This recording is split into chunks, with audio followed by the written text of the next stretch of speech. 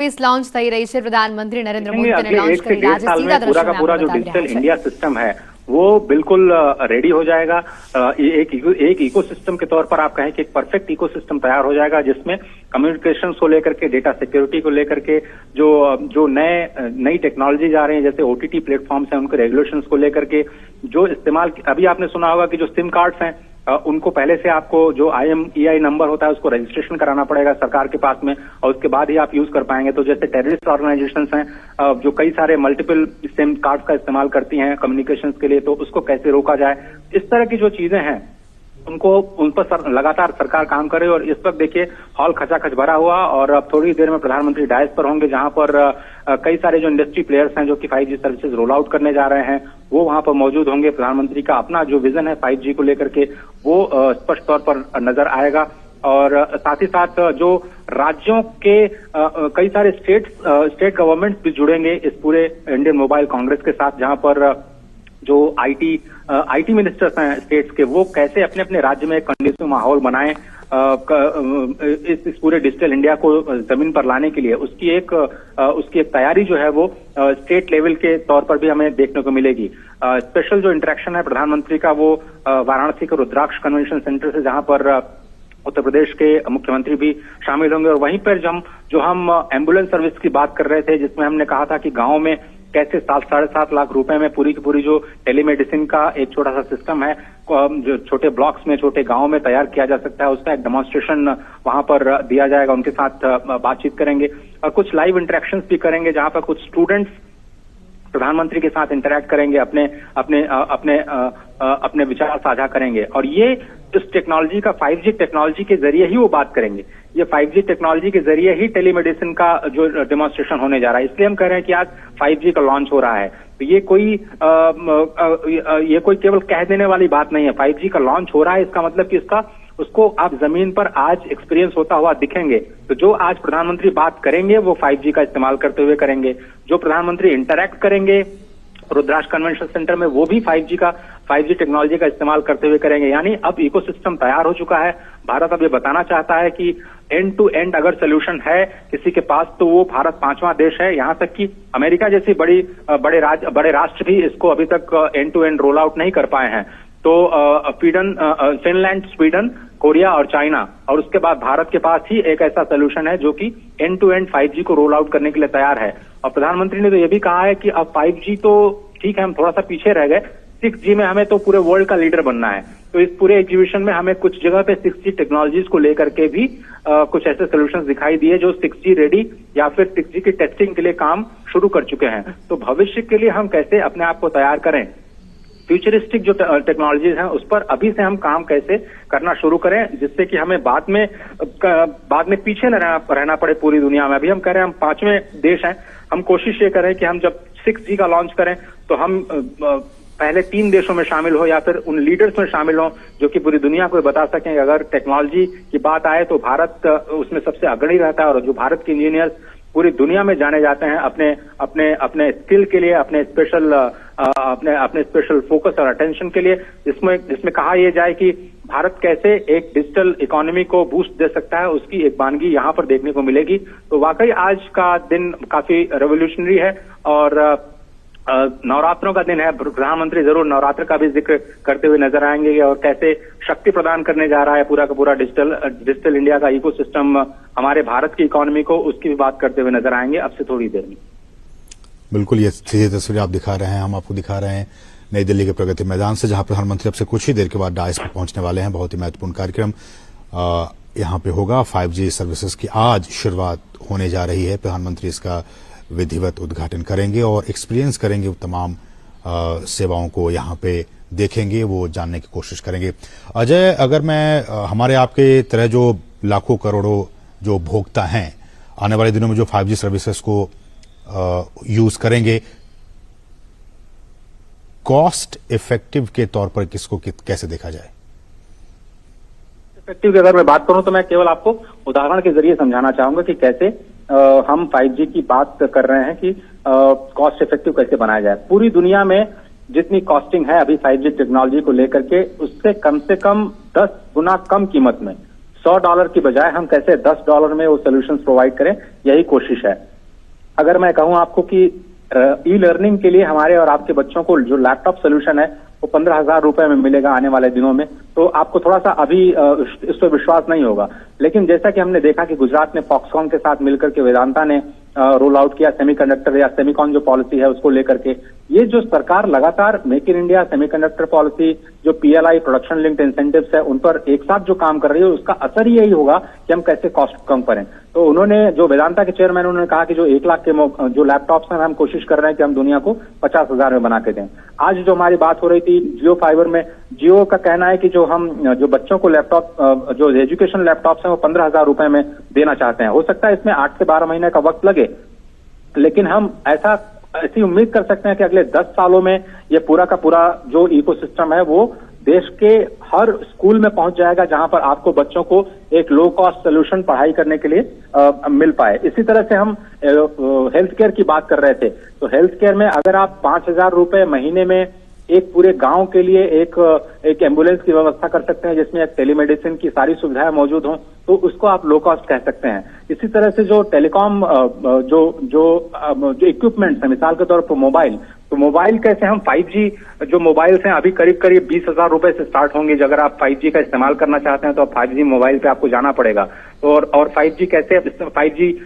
को कैसे वो अडॉप्ट कर पाए उसके लिए, लेकिन अब कोशिश ये की जा रही है कि 10,000 12,000 रुपए में उन मोबाइल इक्विपमेंट्स को भी बाजार में लाया जाए जो कि 5G का इस्तेमाल कर पाए। तो हार्डवेयर साइड में, सॉफ्टवेयर साइड में कैसे दोनों को एक साथ उस पर टेक्नोलॉजिकल एडवांसमेंट किया जाए, उसकी कोशिश की जा रही है। तो लो कॉस्ट जो सॉल्यूशंस हैं वो भारत जरूर लेकर के आएगा, ऐसा डेमोन्स्ट्रेट किया जा रहा है और ये कोशिश भी की जा रही है, प्रोजेक्ट भी किया जा रहा है कि कैसे हम टेक्नोलॉजीज पे काम कर रहे हैं। स्टार्टअप्स इसमें बहुत बड़ी भूमिका निभाने जा रहे हैं, क्योंकि बहुत सारे स्टार्टअप्स अपने सॉल्यूशंस लेकर के आए हैं जो कि बड़ी कंपनियों के साथ काम करने का मादा रखते हैं, लेकिन वो जानबूझ करके अभी वो इंडिजिनस टेक्नोलॉजी पे काम कर रहे हैं जिससे कि वो एक डिसरप्शन ला पाए। और टेक्नोलॉजिकल डिसरप्शंस आप जानते हैं कि किस तरह से अचानक से एक नई टेक्नोलॉजी आती है, पुराने टेक्नोलॉजी को ऐसे रिप्लेस कर देती है जैसे कि वो उसकी अब कोई जरूरत ही नहीं है या फिर वो एकदम रिडंडेंट हो चुकी है या बेकार हो चुकी है। तो इस तरह के जो स्टार्टअप सॉल्यूशंस हैं वो अपने आप में एक बड़ी उम्मीद की किरण है भारत के लिए। और हमने देखा कि जो यूनिकॉर्न है उसमें जो आईटी टेक्नोलॉजी बेस्ड जो यूनिकॉर्न्स हैं वो काफी ज्यादा बड़ी संख्या में है। फाइनेंशियल टेक्नोलॉजी में जो फिनटेक सॉल्यूशंस है उसमें आईटी का इस्तेमाल काफी इंपॉर्टेंट तरीके से किया जा रहा है। रिमोट एरियाज में, जहां पर जो हिल एरियाज हैं या फिर जो नॉर्थ ईस्ट के एरिया है या फिर जहां पर अंडमान निकोबार जैसी जगह पर जहां पर बहुत ज्यादा नेटवर्क की समस्या मिलती है, तो कैसे 5G जो इक्विपमेंट्स हैं, ब्रॉडबैंड इक्विपमेंट्स हैं, उनके जरिए कैसे हम सस्ता इंटरनेट सेवाएं उपलब्ध करा पाएं, उसकी कोशिश की जा रही है। बहुत सारे टेक्नोलॉजीज ऐसे हैं जो कि जहां पे 5G रेडी तो है, अगर 5G नहीं हुआ तो वो LTE पे काम कर सकते हैं, वो 3G पे काम कर सकते हैं, वो 2G और 1G पे भी काम कर सकते हैं। तो इस तरह की जो टेक्नोलॉजीज हैं उनको डेमोन्स्ट्रेट किया गया है यहाँ पे कि कैसे एक इंटीग्रेटेड टेक्नोलॉजी सोल्यूशन दिया जाए कि वो 5G रेडी भी हो, और अगर मान लीजिए किसी रिमोट एरिया में 5G की सुविधाएं पहुंचने में भी थोड़ी देर हो रही है तो वहां पर कैसे जो एग्जिस्टिंग टेक्नोलॉजीज हैं उसके साथ में काम करते हुए जो वाईफाई और जो ब्रॉडबैंड कनेक्शंस हैं वो दे पाएं। और जिस तरह से हम देख रहे हैं कि जो सरकार का एक बड़ा फोकस है भारत नेट को लेकर के, इसमें 2.5 लाख ग्राम पंचायतों को फाइबर नेटवर्क से जोड़ा जाना है जिससे डिजिटल सेवाएं मिलने की कोशिश की जा रही है। तो जो CSCs हैं, जो कॉमन सर्विस सेंटर्स हैं, उनको कैसे डिजिटली इक्विप किया जाए, कैसे हम लो कॉस्ट सोल्यूशन दे करके CSCs को और ज्यादा बेहतर बना सकते हैं और ज्यादा सशक्त बना सकते हैं, उसकी कोशिश की जा रही है। उसको लेकर के स्टार्टअप्स बहुत काम कर रहे हैं। कुछ ऐसे इक्विपमेंट्स होते हैं टेलीकॉम इंडस्ट्री में जो कि सुरक्षा के लिहाज से बहुत इंपॉर्टेंट होते हैं, जिसमें डेटा लीकेज का खतरा होता है, जिसमें कुछ ऐसी स्ट्रैटेजिक इंफॉर्मेशन होती हैं जिसको कि सीक्रेट रखना बहुत इंपॉर्टेंट है। जैसे DRDO में इस्तेमाल करते हैं हम लोग, इसरो में इस्तेमाल करते हैं या फिर डिफेंस और रेलवेज में इस्तेमाल करते हैं। तो स्टार्टअप्स को भी इस तरह से इंकरेजमेंट किया जा रहा है कि आप ऐसे सॉल्यूशंस लेकर के आए जो कि स्ट्रैटेजिक इंपॉर्टेंस के हों और उसमें एक्सक्लूसिविटी, जिसको कहा जाए कि उसमें एक्सपर्टीज कुछ ही कंपनीज की हो, ऐसी भी कंपनियों के लिए एक नया इकोसिस्टम तैयार करने की कोशिश की जा रही है जिनको गवर्नमेंट सपोर्ट करे। तो एक तरह के एक नया माहौल हम यहाँ पर महसूस कर पा रहे हैं जिसमें कि ऐसा लग रहा है कि जो जमीन है, जो अभी शुरुआत हो रही है, तो आज से 10 साल बाद ये पूरी की पूरी जो तस्वीर है वो बदल के रख देगी। और इसमें कोई शक नहीं, अगर ये कहा जाए कि अगर ये चीजें जमीन पर उतरेंगी तो इसमें एक रिवोल्यूशनरी चेंज जरूर आएगा लोगों के जीने के तरीके में। और इतना आसान हो जाएगा सब कुछ करना कि अभी जिस चीज पर आप यकीन नहीं करते वो चीजें आपको अपने जीवन में उतरती हुई दिखाई देंगी। बिल्कुल, बहुत ही अच्छे से और विस्तार से हमें समझा रहे हैं अजय कि किस तरह से 5G सर्विसेज का यूज आने वाले दिनों में हम अपने जीवन में, अपनी जिंदगी में आमूलचूल बदलाव देख सकते हैं, खासकर सर्विसेज को लेकर, स्पीड को लेकर, IoT को लेकर, डेटा को लेकर, ये तमाम चीजें। और जैसा कि आपने बताया कि इसका कहाँ कहाँ एप्लीकेशन ये हो सकता है, चाहे वो फार्मिंग की बात हो, एग्रीकल्चर की बात हो, डिजास्टर मैनेजमेंट की बात हो, हेल्थ केयर की बात हो, मैन्युफैक्चरिंग की बात हो, लॉजिस्टिक्स की बात हो, इन तमाम क्षेत्रों में आने वाले दिनों में हम 5G सर्विसेज का वहां पे हम यूज होते हुए देख सकते हैं। लेकिन मेरा एक सवाल अजय आपसे ये होगा कि चाहे वो आपने डिफेंस की बात की, मेरा सवाल स्पेस को लेकर है, क्योंकि हम जानते हैं कि स्पेस में भी हम बहुत आगे बढ़ने की कोशिशों में लगे हुए हैं। इसरो हमारी प्रीमियर एजेंसी है जो कि लगातार जो सैटेलाइट्स हैं वो प्रक्षेपित करती रहती है। इस डिफेंस के लिहाज से और उसके बाद स्पेस के लिहाज से 5G सर्विस स्पेस में किस तरह से रोल प्ले कर सकता है? तो हमने देखा कि स्पेस को पहली बार किसी सरकार ने, जो प्राइवेट कंपनीज हैं, जो स्टार्टअप इकोसिस्टम है, उसको खोलने की शुरुआत की। ये जो नई और हमने देखा कि एक नया रेगुलेटरी सिस्टम पूरे स्पेस के लिए बनाया गया, जिसमें इन स्पेस नाम की एक जो संस्था है उसको तैयार किया गया है, जिसमें कि रेगुलेशंस पर ध्यान दिया जाएगा और प्राइवेट सेक्टर को कैसे इन्वॉल्व किया जाए स्पेस टेक्नोलॉजी में इंटरवेंशंस के लिए। उसकी एक जो कोशिश है उसको हम जमीन पर आता हुआ देख रहे हैं। स्टार्टअप्स को कैसे प्रमोट किया जाए, जिसमें कई सारे स्टार्टअप्स हैं जिनको हमने खुद नेशनल स्टार्टअप अवार्ड के दौरान शोकेस किया, जो कि एक बहुत ही जबरदस्त टेक्नोलॉजीज पे काम कर रहे हैं। मिसाल के तौर पर कैसे स्पेस में पानी का इस्तेमाल करते हुए आप जो फ्यूल, पानी को कैसे आप फ्यूल में कन्वर्ट कर सकते हैं, उस पर कई सारे स्टार्टअप्स काम कर रहे हैं। कैसे स्पेस लॉन्चिंग के लिए आप रॉकेट्स का, लो कॉस्ट रॉकेट्स का निर्माण कर सकते हैं, उस पर हमारे जो स्टार्टअप्स हैं वो काम कर रहे हैं। तो ये एक बहुत ही रेवोल्यूशनरी कहते हैं समय कह सकते हैं आप स्पेस सेक्टर के लिए, जिसमें जो निजी क्षेत्र की कंपनियां हैं, जो स्टार्टअप कंपनियां हैं, उनको खोला गया है कि ये केवल इसरो का या फिर सरकार का, इसको कहा गया कि ये मोनोपोली नहीं होगा, यहाँ पे कंपटीशन होगा और जो सॉल्यूशंस हैं उसके लिए जो निजी कंपनियां हैं अगर सॉल्यूशन देना चाहती हैं तो उनको ये कंडीशन एनवायरनमेंट दिया जाएगा। तो अब ये माना जा सकता है कि जो सॉल्यूशन है, मिसाल के तौर पर कम्युनिकेशंस के लिए अगर छोटे सैटेलाइट्स को आपको भेजने हैं, या फिर आपके छोटे रेडियो नेटवर्क के लिए अगर आपको सैटेलाइट छोड़ने हैं, या फिर मौसम के लिए आपको एक मौसम के पूर्वानुमान के लिए अगर आपको इस्तेमाल करना है सैटेलाइट सिस्टम का, तो उसको आप कैसे लॉन्च कर सकते हैं इस्तेमाल करते हुए नई टेक्नोलॉजी का। तो आपने बिल्कुल सही कहा कि डिफेंस और ये जो स्पेस सेक्टर है, जो पहले बिल्कुल स्ट्रैटेजिक माने जाते थे, जिसमें बिल्कुल दूर दूर तक जिसको कहा जाता है कि प्राइवेट सेक्टर के लिए उस पर कोई जगह गुंजाइश है ही नहीं, लेकिन अब सरकार का जो अप्रोच है वो पूरी तरह से बदला है, एक वेलकमिंग अप्रोच है। और अगर कहीं से भी सोल्यूशन आते हैं, टेक्नोलॉजिकल सोल्यूशन आते हैं, तो उसके लिए सरकार बिल्कुल बाहें पसार करके वेलकम कर रही है जो कंपनीज का। और यही कोशिश है कि जो सहयोग की भावना है, जो टीम इंडिया की भावना है, जिसमें केवल सरकारी सिस्टम नहीं बल्कि गैर सरकारी जो संस्थाएं हैं, जो कंपनीज हैं, वो कैसे काम कर पाए। हाँ, हमें सिक्योरिटी का ख्याल रखना है, नेशनल सिक्योरिटी, डेटा सिक्योरिटी जैसे जो इंपॉर्टेंट इश्यूज हैं उनको भी एक कानूनी तौर पर सख्त बनाना है। उनका सुरक्षा का ख्याल रखते हुए कैसे आप लोगों के जीवन में एक सकारात्मक परिवर्तन ला सकते हैं, उन्हीं को देख करके ये जो कानून में परिवर्तन किया जाए, चाहे FDI की सीमा में ढील देना हो, इन्वेस्टर को अट्रैक्ट करने के लिए एक इकोसिस्टम बनाना हो, एक पूरे के पूरे इकोसिस्टम के तैयार करने के लिए जो स्टेक होल्डर्स कंसल्टेशंस है या फिर कोशिश की जा रही है कि एक ऐसे माहौल का निर्माण किया जाए जिसमें सभी लोगों को एक लेवल प्लेइंग फील्ड मिले। और यही ये जो शोकेस करने की आज कोशिश की जा रही है, जहां पर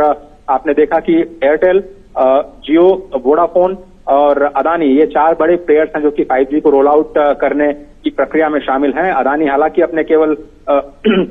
अपने इंडिविजुअल यूज केस के लिए उसने बिडिंग किया है, लेकिन 3 बड़ी कंपनियां जो हैं वो 5G सेवाओं को लेकर के आएंगी, जिसमें हमें पता है कि एयरटेल और जियो लीड कर रही हैं। वोडाफोन अभी थोड़ा सा पीछे नजर आ रहा है, उसने अपने प्लान को रोल आउट नहीं किया है, लेकिन एयरटेल और जो जियो है उनकी जो सर्विसेज हैं वो जल्दी ही शुरू होती हुई आपको नजर आएंगे। सुनील भारती मित्तल, एयरटेल के चीफ जो कि 5G को रोल आउट कर चुके हैं विदेशों में और भारत में भी। उन्होंने कहा कि जो रेगुलेटरी एनवायरनमेंट है वो बहुत ही कंड्यूसिव है और शायद पूरा का पूरा माहौल जो है वो बदल चुका है। उनका एक कमेंट हमें ध्यान आता है जिसमें उन्होंने कहा था कि अब उन्हें पावर कॉरिडोर्स के चक्कर नहीं लगाने पड़ते हैं। 5G ऑक्शन के दौरान उन्होंने ये बहुत ही महत्वपूर्ण बात कही थी सरकार के गवर्नेंस सिस्टम को लेकर के, जिसकी चर्चा बहुत ज्यादा टेलीकॉम इकोसिस्टम में हुई, डिजिटल इंडिया के इकोसिस्टम में हुई। उन्होंने कहा कि इस तरह से गवर्नेंस सिस्टम इतना आसान हो गया है कि पहले पावर कॉरिडोर में जो बहुत ज्यादा चक्कर लगाने पड़ते थे ऑक्शंस के दौरान या फिर किसी भी कंसल्टेशन के लिए, अब वो नहीं करना पड़ता। वो चीजें काफी आसान हो गई हैं। और ये देखिए आज मंगलम बिरला ग्रुप जो कि वोडाफोन आइडिया को इस वक्त लीड कर रहा है और जियो जिसको आप जानते हैं मुकेश अंबानी जी अपने एनुअल एजीएम में इसका ऐलान कर चुके हैं कि किस तरह से वो 5G सर्विसेज को रोल आउट करेंगे और कैसे वो रिवोल्यूशन लाने की कोशिश कर रहे हैं। तो लो कॉस्ट जो सोल्यूशन हैं बहुत सारे जियो ने खुद अनाउंसमेंट किए हैं और ये उन्होंने प्रॉमिस किया है कि दिवाली तक 4 मेट्रो में 5G की शुरुआत हो जाएगी, जिसकी औपचारिक शुरुआत आप कहें तो आज होने जा रही है। एयरटेल जिसकी हम बात कर रहे थे, जो एम्बुलेंस जो सर्विस है जिसका डेमोन्स्ट्रेशन अभी वाराणसी में होने जा रहा है, वो भी अपना 5G सर्विसेज की लॉन्च, एक डेमो लॉन्च जो कह सकते हैं वो आज शुरू होगा। और आने वाले दिनों में ऐसा कहा जा सकता है कि कंपटीशन की वजह से, जैसा कि हमने देखा कि पूरी दुनिया में अभी भी जो डेटा के जो चार्जेस हैं, जो डेटा सर्विसेज की जो कीमत है वो पूरी दुनिया में सबसे कम है। अगर मैं आपको और आसान कर पाऊं तो एक GB डेटा की जो कीमत है भारत में 17 रुपए से भी कम है ऑन एन एवरेज अगर हम देखें। और आप 11 GB का इस्तेमाल पर मंथ हर एक यूजर कर रहा है। इंटरनेट यूजर्स की संख्या बहुत बड़ी है डिजिटल इंडिया को लेकर के। अब जो हमने देखा पेनिट्रेशन बहुत ज्यादा बढ़ रहा है। ब्रॉडबैंड जो कनेक्शंस हैं, आधार कनेक्शंस हैं, जो आधार नंबर्स हैं, जो मोबाइल कनेक्शंस हैं, वो करोड़ों की संख्या में है। तो इस तरह के इतने बड़े इकोसिस्टम को सपोर्ट करना किसी भी कंट्री के तौर पर ये एक बहुत ही गौरव का क्षण है और इस वक्त प्रधानमंत्री पहुंच चुके हैं स्टेज पर। बिल्कुल। Whose dynamism in the last 8 years, India's digital footprint has been massive and impressive. The potential unparalleled, and at the core of which lies the power to empower, the power for inclusion, and the power to bridge the distance between hope and opportunity. We thank Honorable Prime Minister, sir, for fueling in this growth and mindset, and we thank him for leading us in the India Mobile Congress 2022. Honorable Prime Minister, sir, with the dignitaries on the dais and of the dais, excellencies, ladies and gentlemen, a very hearty welcome to each one of you in the inaugural session of Asia's largest technology festival. And this morning, ladies and gentlemen, marks the dawn of a new era for the 5G services just about to kickstart in the country, wheeling in a new age, fast-track technology revolution, giving a greater impetus and thrust to the Atmanirbhar digital transformation. And as the Honorable Prime Minister in his 75th Independence Day speech had mentioned, the wait for 5G is over. India's decade for humanity is here. So ladies and gentlemen, we are all ready to embrace it and embark on this transformative journey. और इस यात्रा का आगाज करते हैं और उसके लिए मैं सबसे पहले निवेदन करती हूं हमारे माननीय केंद्रीय संचार राज्य मंत्री श्री देवू सिंह चौहान जी को आमंत्रित हैं उनके स्वागत संदेश के लिए।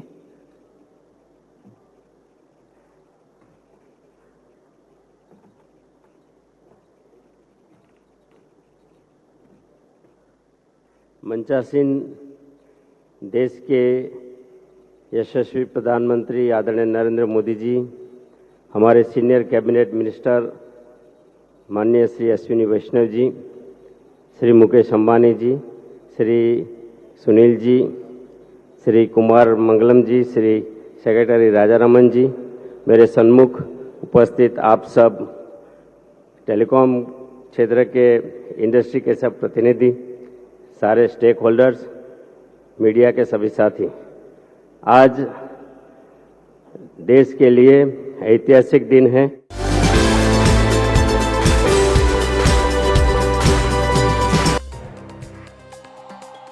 અમદાવાદના